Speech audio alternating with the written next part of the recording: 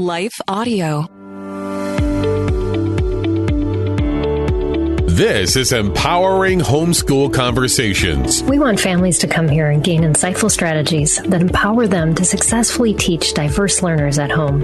Hosted by founder and CEO of SPED Homeschool, Peggy Ployer. Our goal is that these powerful weekly conversations will boost your confidence to cultivate the best at-home learning environment for your student.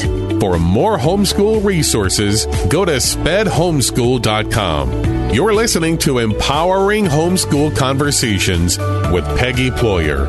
We'll start the conversation with Peggy and her guests next. Y'all, we all got weaknesses. It's okay. Just acknowledge what those weaknesses are and be willing to confront them. Even when restoration doesn't work, forgiveness always does. Chris, how did you overcome the whole passive husband thing? I led him through it. There is work for us to do. It is not just sit back and cross my arms and just kind of wait for God to drop the miracle. Hey, y'all, it's Dana Shea. For real faith-based marriage advice, be sure to tune into Real Relationship Talk on lifeaudio.com or wherever you get your podcasts.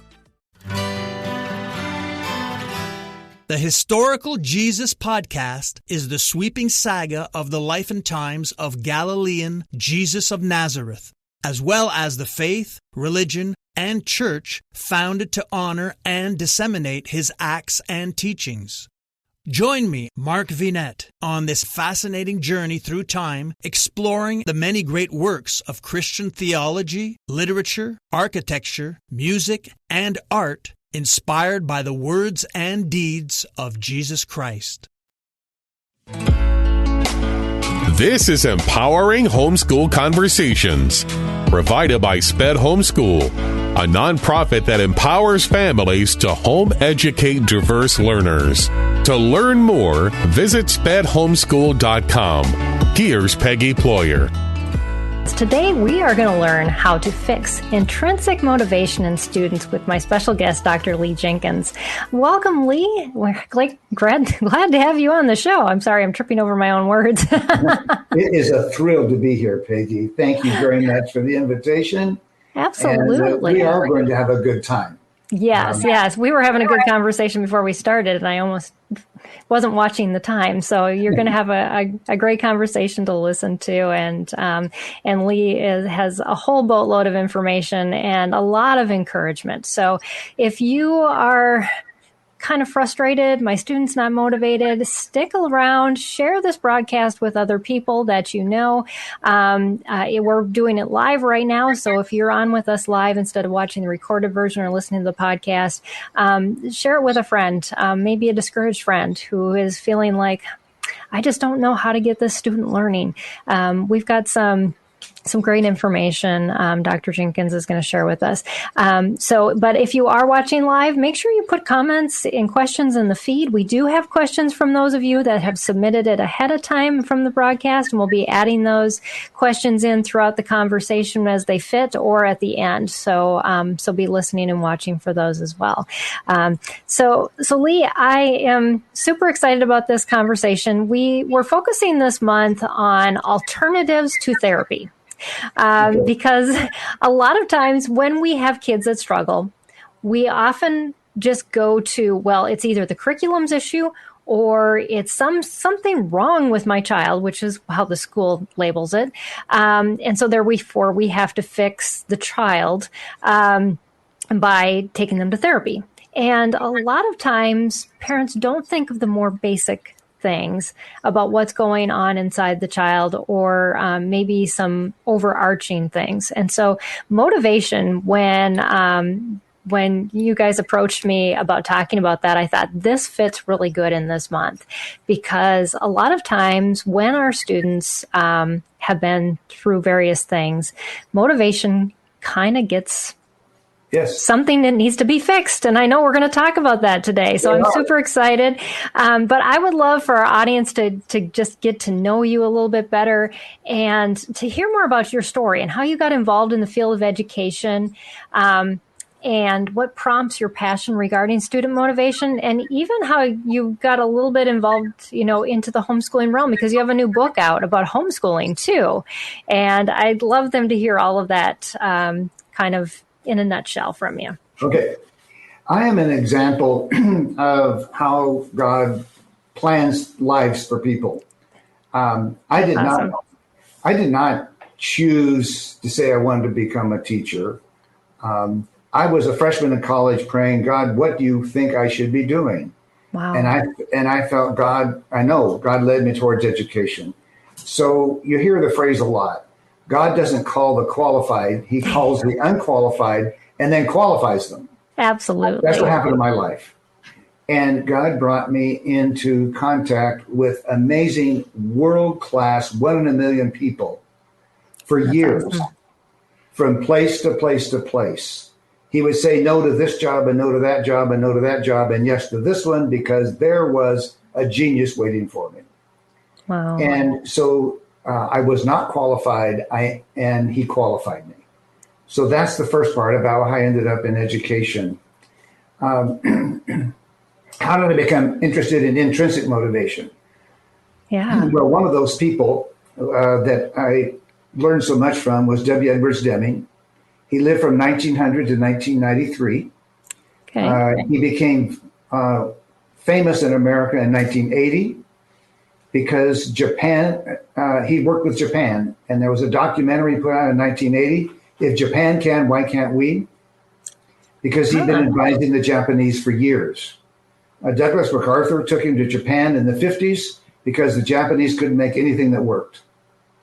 And the most prestigious prize in Japan for a business person today is the Deming Award, named after an American.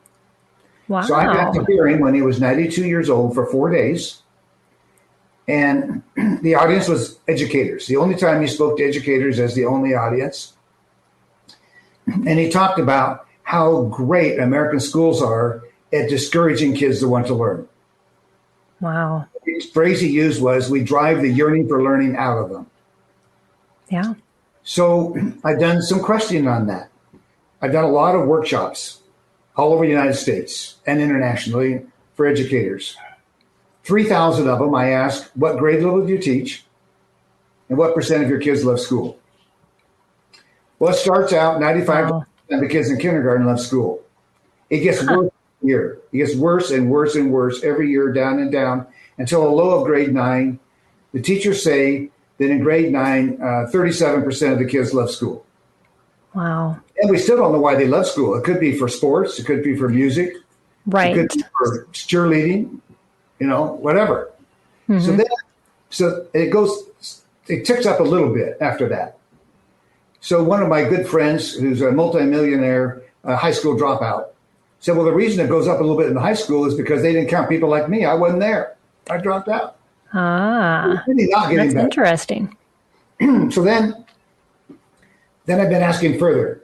And people in the audience, you do this. Ask yourself from your high school days, if you've got children in high school, ask them, relatives, friends, anybody in high school, just say, okay, think about the people you know that are juniors and seniors in high school.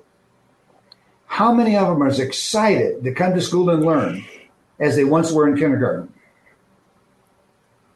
That is very rare. I always get within 10%. Yeah. Yeah. Kelly, could you Not bring surprising. water in the refrigerator? I'm going to get a bottle of water. So. Oh, yes.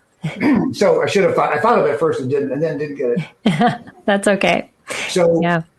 fewer than 10% are as excited about coming to school as to learn.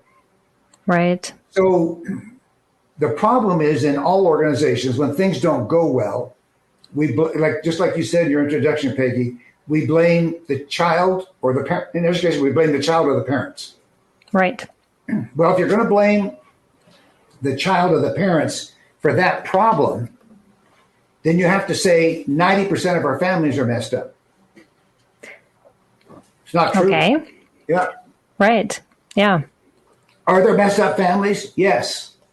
90%? No. So if 90% of the kids don't want to be there anymore to learn, then something's wrong in the system. Yes. Now, I'm not teacher bashing. The teachers don't write on their lesson plans who they're going to discourage today. Exactly. It's built into the system. So people think their job's to motivate the kids to learn. No, it's bad advice. Right, exactly. Not our job to motivate them.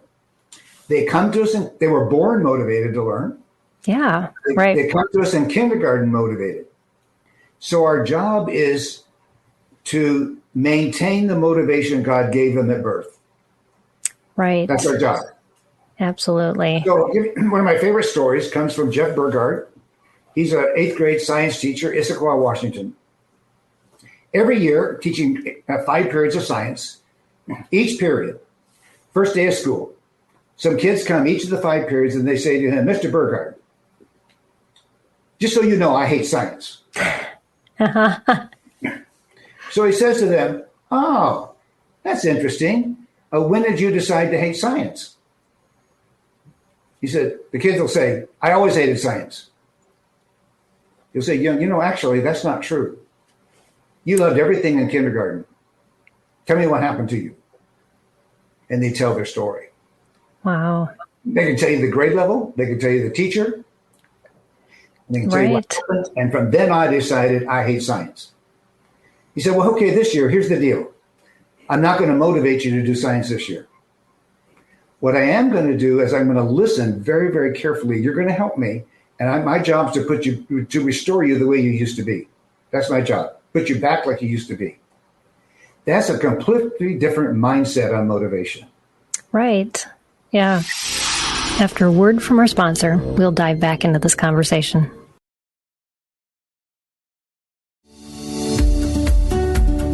This is Empowering Homeschool Conversations, provided by SPED Homeschool. Go to spedhomeschool.com to get resources and support for teaching your unique learner at home. Motivation in the United States means bribe. Yes. Yeah. Right? Mm-hmm. It really does. We're going to bribe them to do it. Mm-hmm. We're going to give them boring work for 4 days a week so they can have fun on Friday. Right? Yes. We're going to bribe them to do this boring work for 4 days so they can have fun on Friday. And it works for some Fridays, depends on, the bribe. But it's not what homeschool families went into business to do, to bribe their kids to learn. Right. And that brings up a question, too, from one of our viewers. And she asked, should I use rewards to motivate my student? That was Don G. So we call them rewards, bribes, whatever. But, what should, Okay. Yeah. What we want to do is celebrate with them when they do better on something than they've ever done before. So let's just take a simple example of reading speed. It's not uncommon to have kids read to you for a minute and you count how many words they read in a minute. We put that on a graph and we graph it. The kid read 15 words in a minute. And guess what? The next week they read 17 words in a minute. Now it's a new story. It goes up and down because they're different stories, but they're all about the same level. Yeah, approximately the same level. So the kid reads 17 words in a minute, more than ever before. That we call that an all-time best. And what do? You do high 10. You do wait till your dad comes home today and we get to tell him you did your all-time best. He's going to be so pleased, so proud of you. So it is recognizing that they did better than they've ever done before. Yeah. That's it. If it's a quiz with questions, like, say, math fluency, we're not trying to get 100% right. Exactly. We're trying to get more right than ever before. Yeah. So if the Klein quiz has 30 questions and I get 7 right, okay, that's not good or bad. That just is. Right. Now it's progress. And if I get 8 right, see, that's what we want. Now, some of the athletics really has got that right. Swim team, you're not in competition with the other swimmers. You're trying to beat your own personal best time. Yeah. Wrestling, track, even the practices for, basketball. I made 3 of the 10 free throws. And this time I made 4 of the 10 in practice. Okay? Yeah.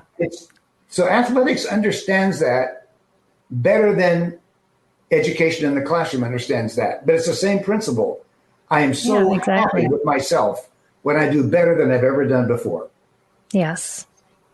Exactly. And that stays with our student versus, the little trinkets or whatever, or the rewards that we have to keep thinking up of, that, and we all, we're just built that way. We want that,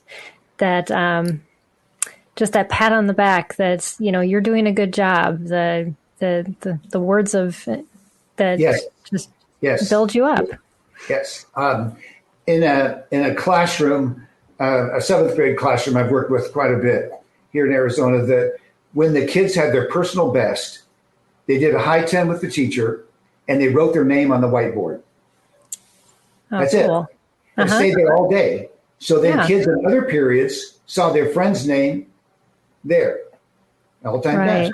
Okay? Yeah, that recognition is so important. So in the book, I wrote How to Create a Perfect School prior to the one on Perfect Homeschool.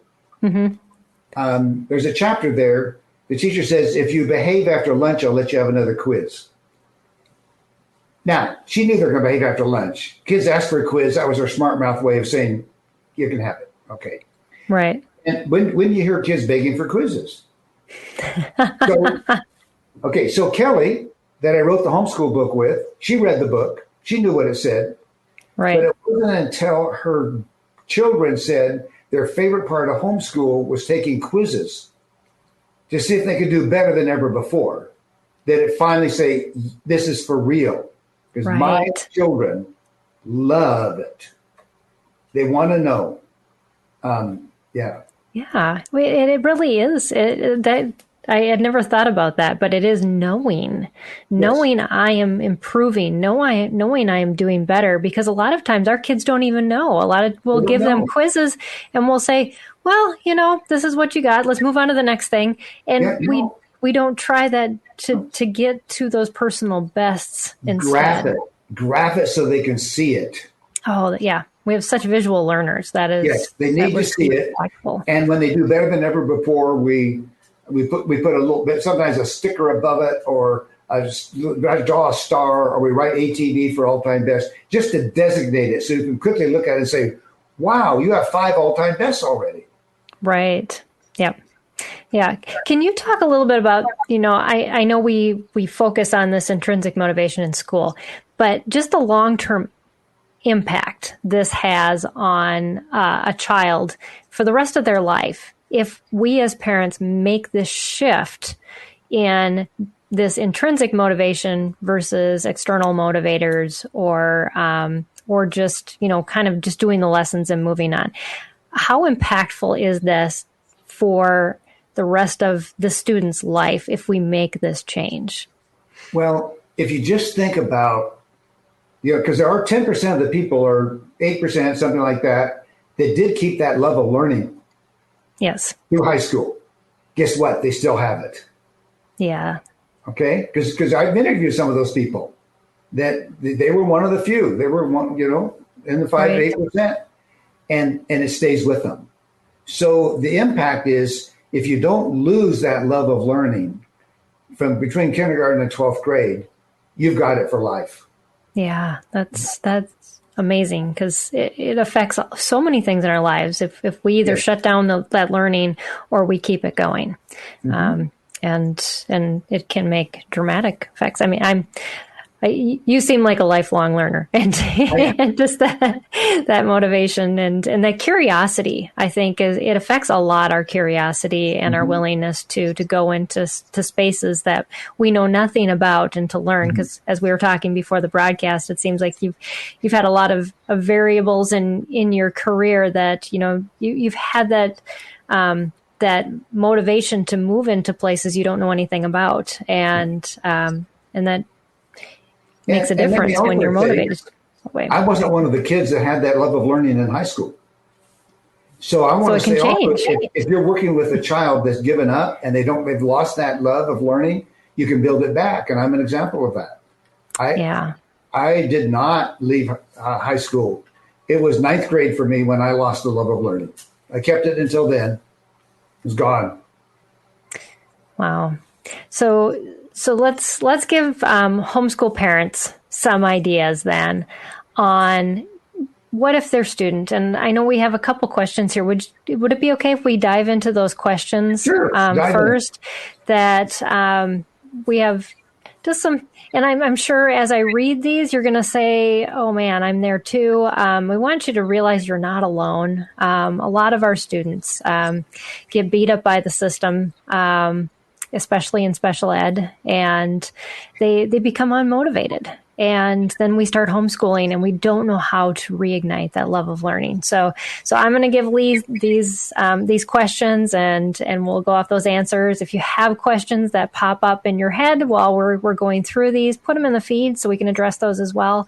And then we'll have him share some other ideas that he comes to your top of your mind as we're going through these too. But the first question is, I just need help motivating my 12-year-old daughter. She has lots of medical and neurodevelopmental challenges. She can learn slowly at her own pace, but her motivation has waned. Over the past 3 years, she is still doing kindergarten to second grade level work. I don't expect that she will become a nuclear physicist, but I know she's capable of more than she's trying to do. She is the oldest of 5, and I honestly believe her motivation started to decline once my attention with her became more and more divided.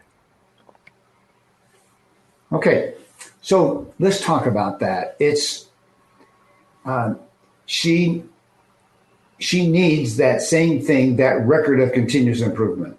Right. And let me quote John Hattie from Melbourne, Australia. Well, most of the educators in the school systems know that name, and he gave us the triplets: skill, will, and thrill. Huh. Okay. Easy to remember because they rhyme. Yes, they do. Now, so everybody is concerned about the skill. Yes, true. But if the kids lose the will to work hard and they gain no thrill from the learning, guess what? The skill is an uphill battle. Yeah. And by the way, the kid wins, the parents lose, because they can't get them to learn the skill if they have no will to work hard and they get no thrill from the learning. Right. So we're talking about the bribery. See, we think that the bribe is the thrill. No. The thrill has to come from the learning. Yes. So if you buy a program and your kid hates it, trash it. And you say, I spent $200 on it. Yeah, but your kid's worth more than $200. Trash it. The thrill must come from the learning. Right. You have to keep, once you know that, then you just keep working towards it. So the title of the book, How to Create a Perfect Homeschool, sounds crazy because it's not going to be perfect. Okay? Right. So why do I use the word perfect? Because if you don't know what perfect is, you'll never get closer. So what's perfect? That the kid keeps that intrinsic motivation they were born with. Right. Now, do you have some bad days? Yes, everybody does. But once you know that that's what perfect would be, that I keep this motivation alive that God gave them at birth. Yes. Then it changes your trajectory. That's what you're after.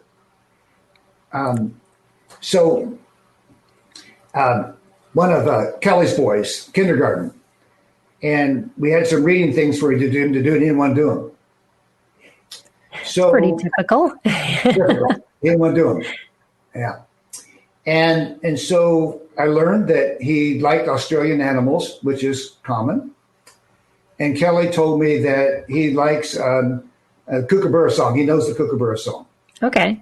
So she put together a booklet. And the booklet is the words of the song, one line per page. So it's a line and then a new page, another line, new page, another line, new page, another line. And we said to him, we've got a book here with no illustrations. Can you illustrate this book for us? He illustrated the whole book. He read it over and over and over. Oh, absolutely. Slept with the book. Okay. And so once you say the thrill must come from the learning, and they have to be willing to work hard, and he worked very hard illustrating all those pages. I don't know, 25 pages. It was a lot of hard work. And he loved it. He slept with it. And he read it over and over and over. We won. But how did we win? Because we have in our mind skill, will, and thrill. The skill's right. He needs to learn to read. We got that right. Exactly. Yes. But I'm not going to cram it down, and we're going to give him a way to learn the skill he needs because he's 5. He doesn't know he needs it. Right. So we know as an adult he needs it. So he's going to get this skill in a way where he works hard and receives the thrill from it. So just keep those in mind, skill, will, and thrill. If you don't have all 3 in place, back off. Yeah. So a lot of that, I guess we call that, student-centered learning or, just around basic, interests of a child or child-directed learning. But yet it involves that parent kind of involvement in helping to cultivate that skill based on what you know about the child. And what a perfect thing as parents, we know our children best. So it should be one of those things. But I think a lot of times we make the mistake, and I know as a homeschooler myself, thinking, well, but these curriculums are written by experts. And so shouldn't they be able to teach my child? So I can hear you contradicting that already.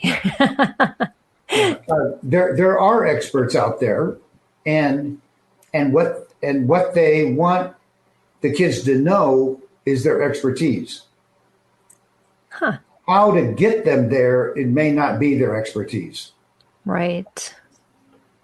Yeah. So kind of using them almost like a guide. This is, like what your child needs to know in 3rd grade. And kind of going off of that with whatever motivates your child. And there's the problem with a book or a program is there's page numbers.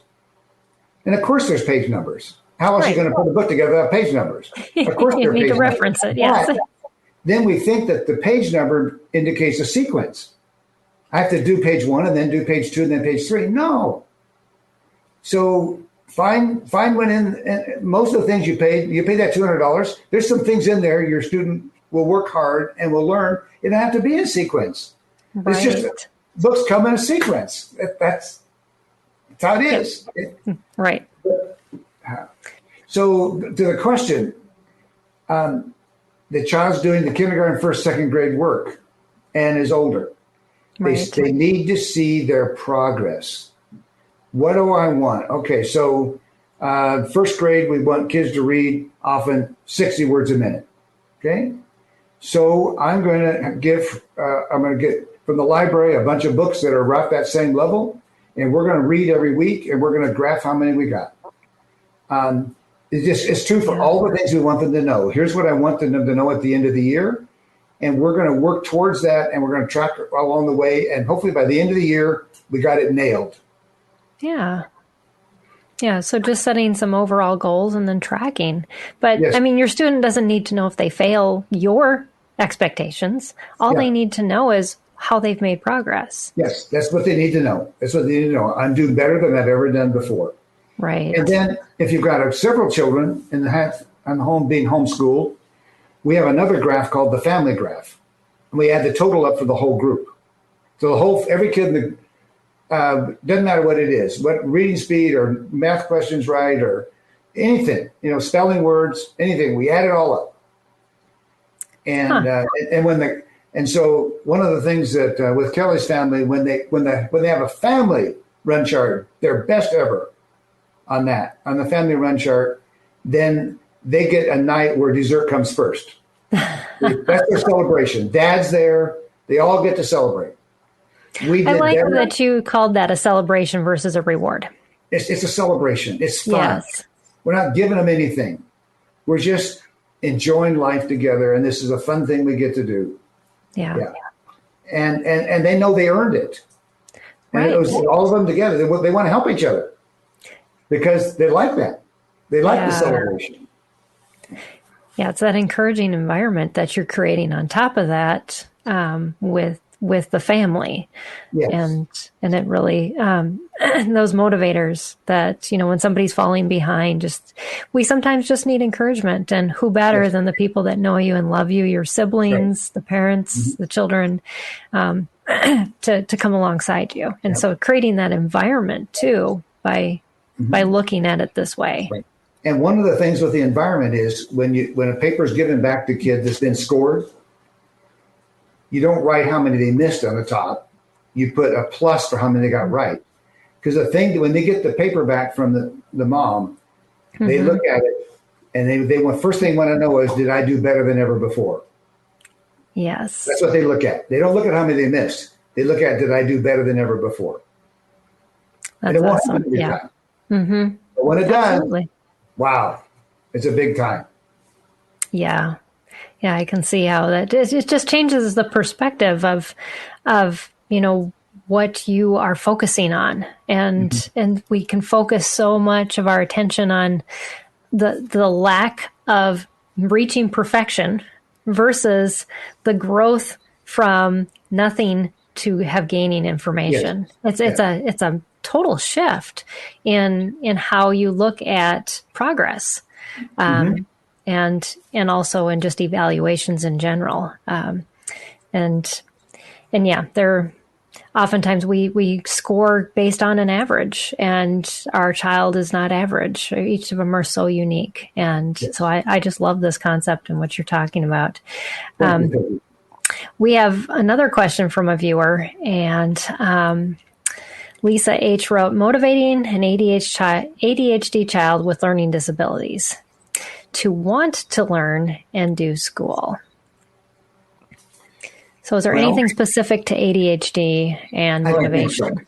I don't think so. It's they need to move. Yes. I mentioned Bill Martin Jr. in our earlier conversation, and he says that some children learn to read with their feet, which is rather. But he's saying I had one of those. Yes. Okay. They're full of rhythm. And so they can't read without their feet showing the rhythm of the book. Huh. And so let them move. It's okay. Right. Yeah.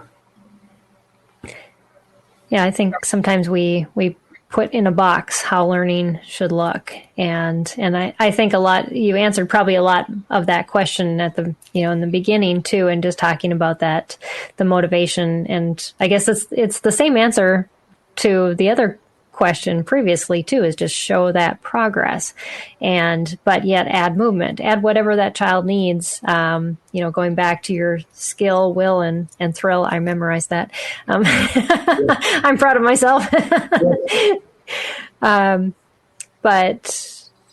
yeah, you make it so simplified. Yeah. But, and math is the field that needs all of these objects. There's tons of good objects for math. Yeah. And they used to be in schools, and they're not there as much now. My co-author in math stayed with the math field, and she goes to math conferences. And what's there are big programs and computer stuff. And they're taking away all of the hands-on math stuff from the schools, and homeschool families can bring it back to what it used to be with all of these things that make sense to them. Right. And so, and that's also for the kids that are active. They need their hands on the materials, or it doesn't make sense. Yeah. Yeah, we push too hard the theoretical before we get the analytical basis down. Yes. And if you're not involved in that field too much, the theoretical, the mind being able to move things versus the hands being able to move things. And I did geometry with my kids with folding paper. And not until, I have a minor in mathematics and and I failed geometry in college. I will admit that. But I didn't understand geometry until I started folding paper with my children and going, oh yeah, this is why this proof works. And I can prove it right here. It makes sense. Yes. That's what we're talking about, Peggy. You got it. Right. Yeah. And but yet it seems so counterproductive a lot of times when we're but we're doing all this table stuff. It's like the experiments in science. Can't we just learn the concept and move on? But that information doesn't stick, and it doesn't stay with us. I taught my oldest analytical calculus. And so he understood the why behind why calculus worked. And unfortunately, he failed the theoretical test when he took his college entrance exam because we hadn't, transferred it yet. But yet when he started taking calculus in college, he took 6 semesters of calculus because he has a degree in biomedical engineering. Wow. He whizzed through that past his classmates who had only learned the theoretical because he knew what the formulas were, what they stood for, versus just the manipulation of the numbers on the theoretical side.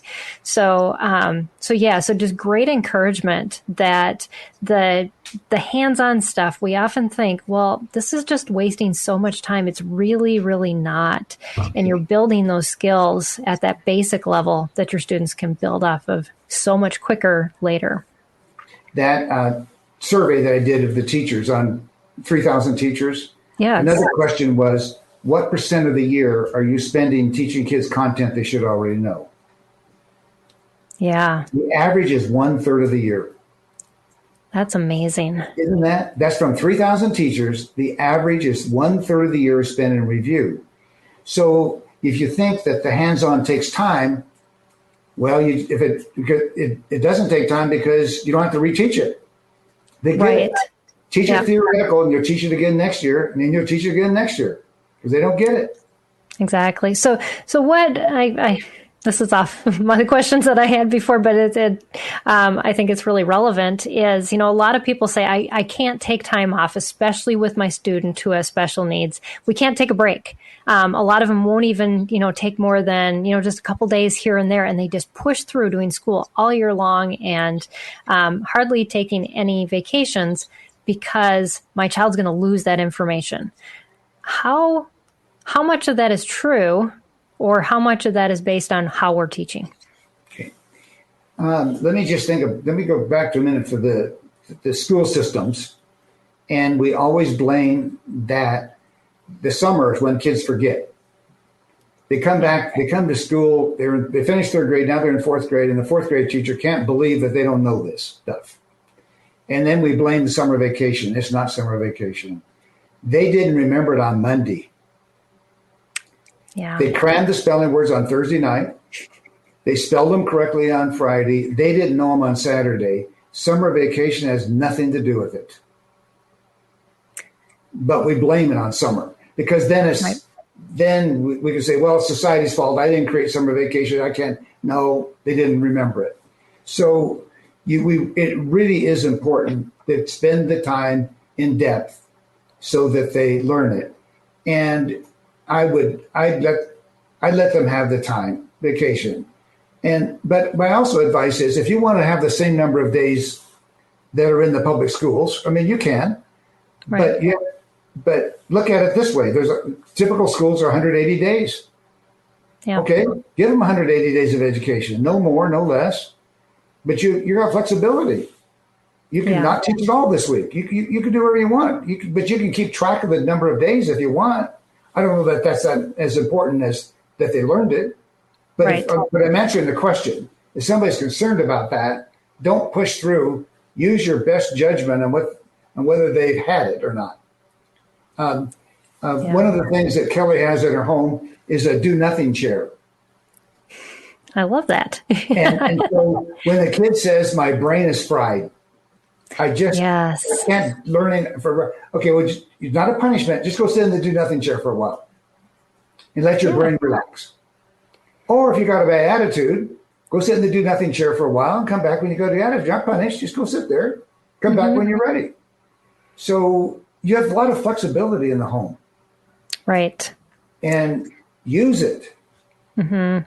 Yeah, that's another thing to approach too is when we are ready to learn, and that intrinsic motivation has something to do with it. But I've addressed this probably in my show a while ago, but a lot of times with mental health and other things going on in our students, learning doesn't happen when we're dealing with other things. So I love that do nothing chair idea because there are opportunities, like you say, when there's a will. Can we talk about that will part of that the skill, will, and thrill, but when we have that willingness or ability even to learn. Yeah. We want to do everything we can to keep the will to work hard alive. Now, I'll just give you an example. Let's talk about writing. Yeah. Because that's really important for kids to write and write and write. And it's hard. Right, exactly. So here's some things we do to help kids want to work hard in writing. One is we usually have them write about art. So the art comes first. Okay, yes. And while they're doing the art, they know they're going to write about what they did. That helps the ideas generate. Uh-huh. Then we have to deal with spelling. Kids will ask, how do you spell this? Right. And what happens in schools and also in homeschools, when they ask how to spell something, they get a spelling lesson. No. When they ask how to spell something, tell them. No spelling lesson, nothing. Just tell them. Yeah. Because the spelling lesson makes them not want to ask anymore.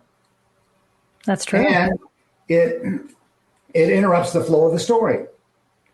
We have a spelling, my custom dictionary that's on my website soon. But anyway, it's that idea. But there's a lot of spelling dictionaries.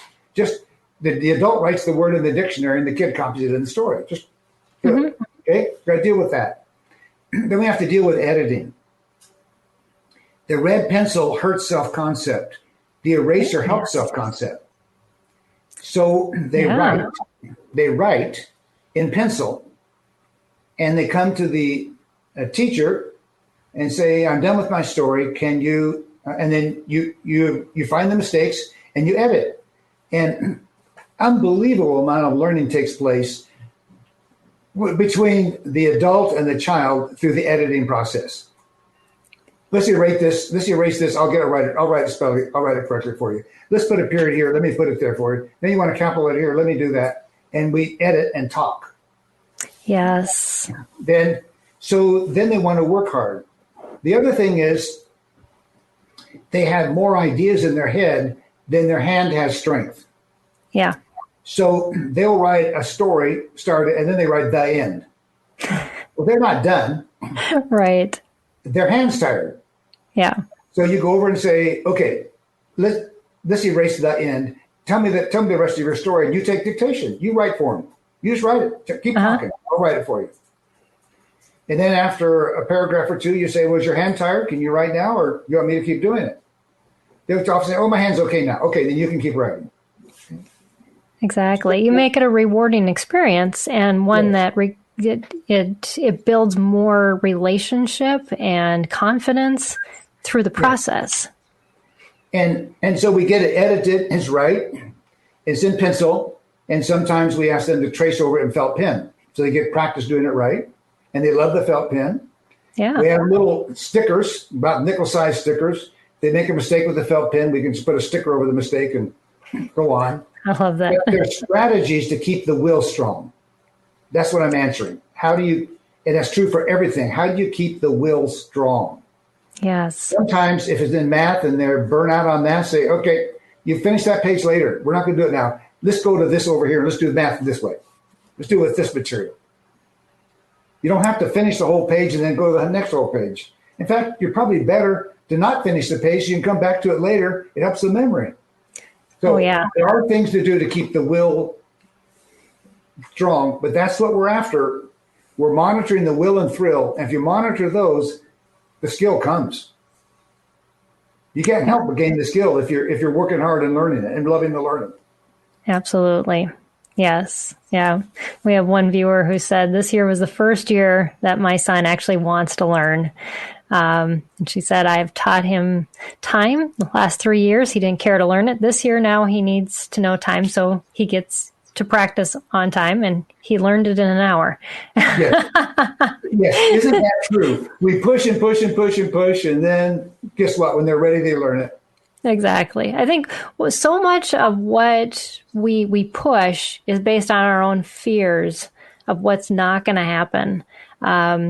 for our children. And, we're so ingrained with their lives and we want them to see them succeed, but that stepping back and allowing them to progress at their own rate and to have those personal bests is sometimes really hard. Do you have any advice for parents on just how to embrace that progress as it happens?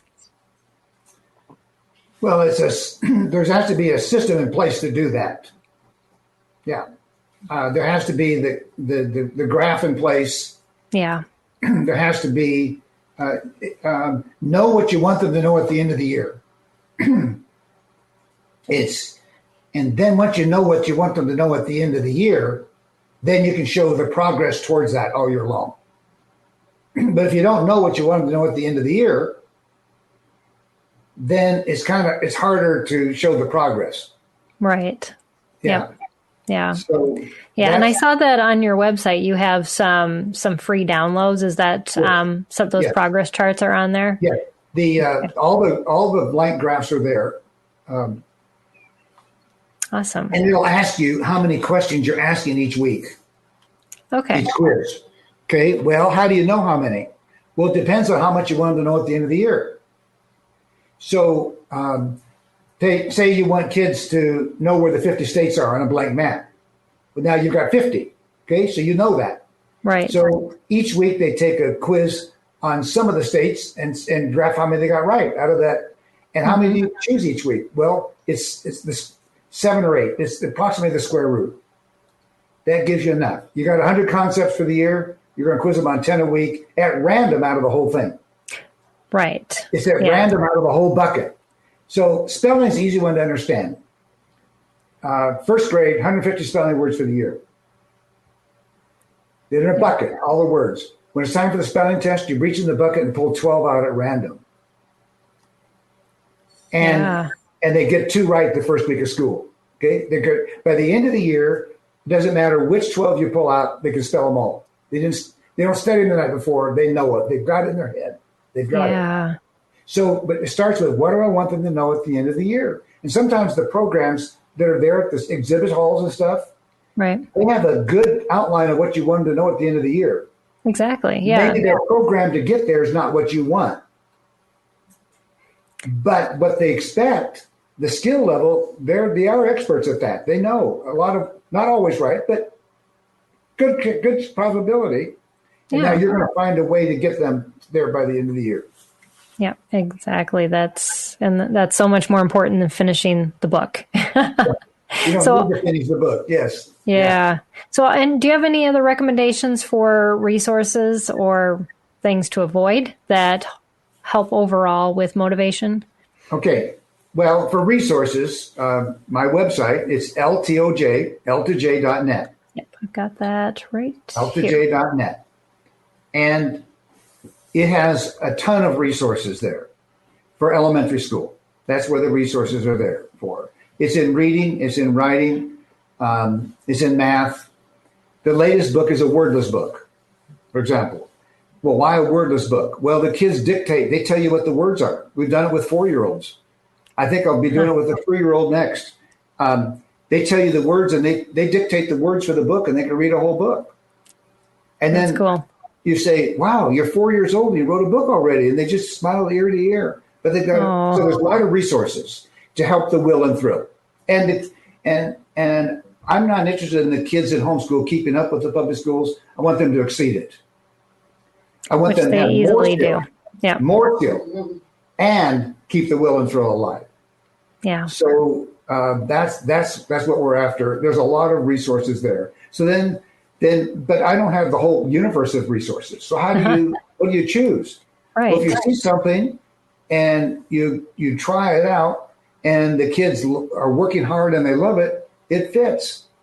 I'm not Great going to advice. everything in the world. I'm not. Mm-hmm. But you need that mindset. I'm going to use things that do that. Right. So I've got resources, but there's all more than important than that is that knowledge that I'm going to measure that. And then on the website, there is a chart to fill out and where the parents measure their kids' will and thrill. Oh, Download okay. that for free.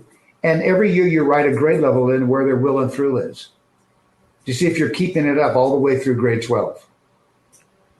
So in the upper right corner, the kids love it, and they're 100% engaged. Yeah. At the bottom left, they're doing nothing and they hate it. Yep. And you got a spectrum, and so you can keep track of will and thrill along the way. Yeah.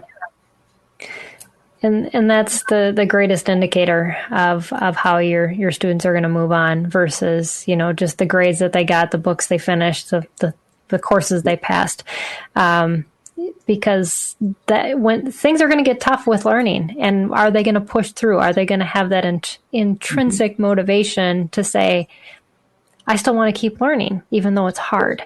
Yes, and so, yes. Yeah, so these are great resources, and there's definitely a lot of incredible information you've shared with us today, Lee. I'm excited that we've had viewers on and the questions that you've answered, and I'd love for you to let our viewers know how they can connect with you. I guess you shared your website, l2j.net. Yeah, and it's Lee at l2j.net. Okay. Lee at l2j.net. And that's your email. Yeah, and then I am going to be at 10 homeschool conferences. Yes, yeah. Sometimes speaking, and but always at a booth with the materials that people can see. Great. But I can tell you it's in South Carolina, Cincinnati, Ohio, Allen, Texas, Pigeon Forge, Tennessee, Winston-Salem, North Carolina, Richmond, Virginia, Ontario, California, Albuquerque, New Mexico, here in Phoenix, my home state, and Atlanta, Georgia. So if you're in any of those, come by and say hi. That would be wonderful. That'd be awesome. Yes, I know that the convention season is upon us, and my plane tickets are bought for most of them. It's a crazy time. I'm going to, 3 in April, 2 in June so far. Okay. So yes, but then I'll probably get to talk to you face to face somewhere there. Maybe the ones you mentioned, I don't have on my list yet. So okay. There's a lot of them out there. Here there are. Yes. Yep. And I know a lot of our parents can't make it out of their own home, so that's why we do this broadcast. What we do, and it allows them to be able to interact and listen to great advice like you offered today, Lee, and from the comfort of their own homes. And so thank you for, again, being on this broadcast and sharing with our viewers.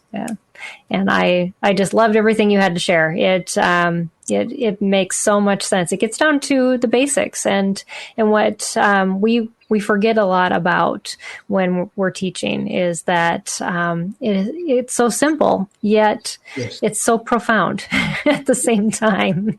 On the website, you'll see the logo that came from somebody else looking at my work, but it's better outcomes, happier kids. Yeah. That's what we want. Yeah, and we can do it. It's not the norm, but it's not complicated. There's nothing I teach that's complicated.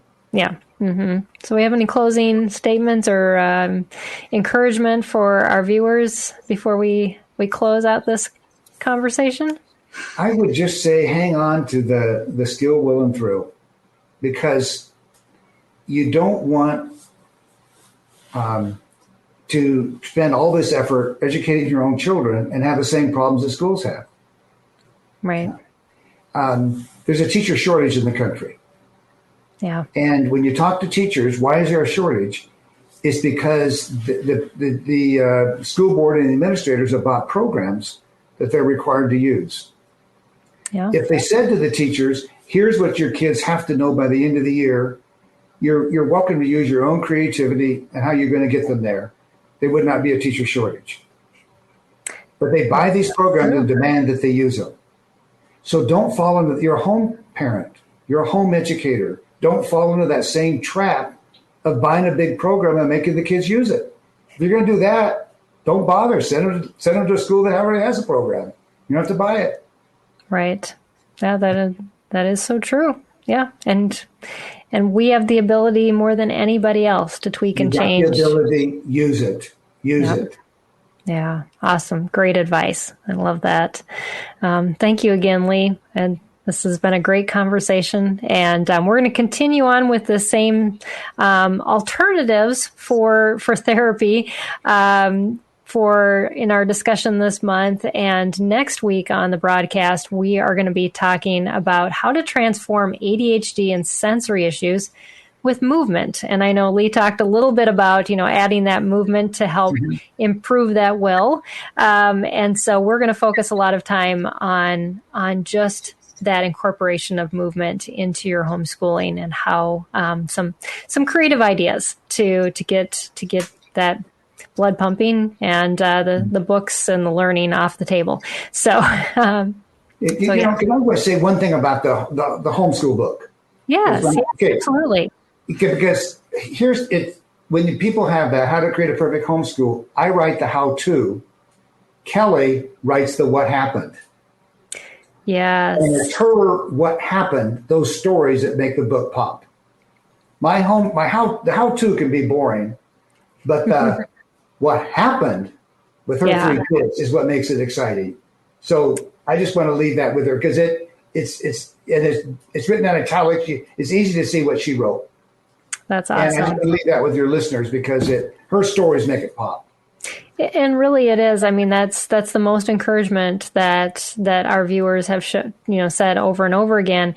It's those you've given me the encouragement and the example to say, yes, this is doable. And I'm going to just trust now that I can do this instead of just saying, well, here's, having advice is one thing, but seeing proven results is a whole nother. That's what and so I love that your book focuses on both of those things. And here's the why, and here's the what happens when you do that. So that's a great combination, and sounds like it's going to be a lot of encouragement for many people. So thanks again, Lee, and thank you all for joining us on the broadcast. And we will see you again here next week to talk about ADHD and movement and continue the conversation.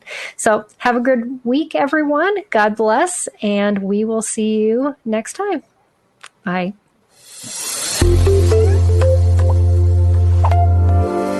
I want to take just a second to thank the team at Life Audio for their partnership with us on this podcast. If you go to lifeaudio.com, you'll find dozens of other faith-centered podcasts in their network. They've got shows about prayer, Bible study, parenting, and more. This has been Empowering Homeschool Conversations with Peggy Ployer. This is my skyship, Dreamer. My cargo is stories, and our destination, dreams. With Abide Sleep Stories for Kids, you can help your children fall asleep fast and learn about God. To find these kids' bedtime stories, go to lifeaudio.com or search your favorite podcast app for Abide Stories for Kids.